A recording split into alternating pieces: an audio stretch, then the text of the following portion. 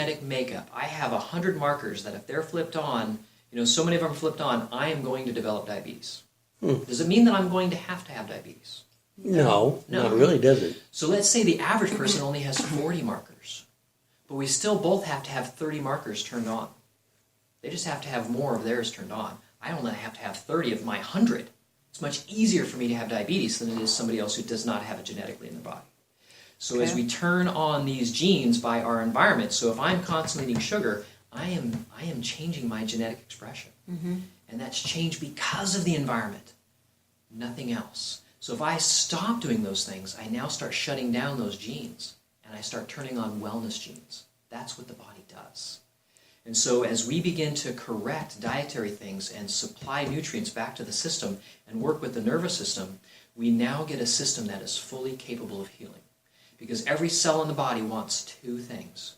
It wants to be managed by the brain and nervous system to be told what to do, and it needs nutrients to do the job it's told to do. If it has those things, the body performs flawlessly. That's its design.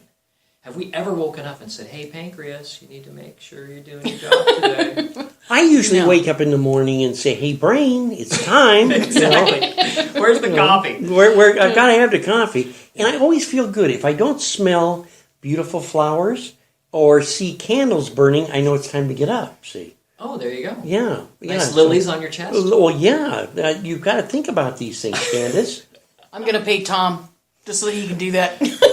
So I want to mention just one more thing before we get off this subject.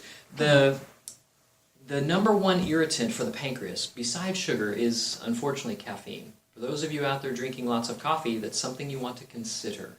And if you're concerned about it, text me. Am I going to make you stop drinking coffee? Absolutely not. But I want you to understand what you're doing so that you can begin the process of overcoming that. So I'm going to give you tools and whys when you come in to see me, or talk to me on the phone if you're across the country and we set up a phone conference so that we can get to the bottom of your problem.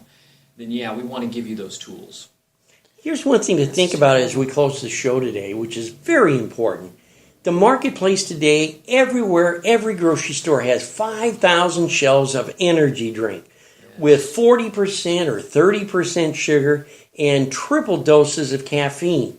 Isn't that over a long period of time doing body damage to these kids and young gentlemen and ladies that are out there? Oh, a little slow this morning, so I'll have a 40-ounce can of whoopee and fill myself up full of caffeine. True, it is absolutely ravaging their bodies in unbelievable ways. And so we want to at least touch briefly on that there is no essential carbohydrate. There are essential minerals, there are essential vitamins, there are essential amino acids, there are essential fats, but there are no essential carbohydrates that we know of. That means if you never ate another piece of bread or piece of fruit or all that, you'd be just fine. Because your body would take all the fat and proteins that we do eat and convert it into sugar and burn it, because that's its design. That's what it does. And yet our diet is just almost 80% carbohydrate. It's crazy. It's really, really wild. I always learn so much from these shows. Yes, I do. I just kind of want to suck the information out of you, and then of course it's applying it, right? True. So knowledge. Well, is in your power, case, like we'll just stop with sucking it out, Jess. Yes, we'll just stop it. there, and we'll wrap things up today. It's been great having you. We got to have you come back again in the future. We'll talk about how Candace's mental state could be cleared up by simply, using vitamins or something of that nature. I have lots of hope for her. Thank you. At least somebody does. Well, that's wonderful. That's good to hear. I want to thank bensound.com for our music and Ty Belknap for our introduction to the show. We really appreciate it. Until next time, I'm Candace. Oh, wait. He's Candace. He's been taking the hormone supplements. Have a great day and keep us smiling.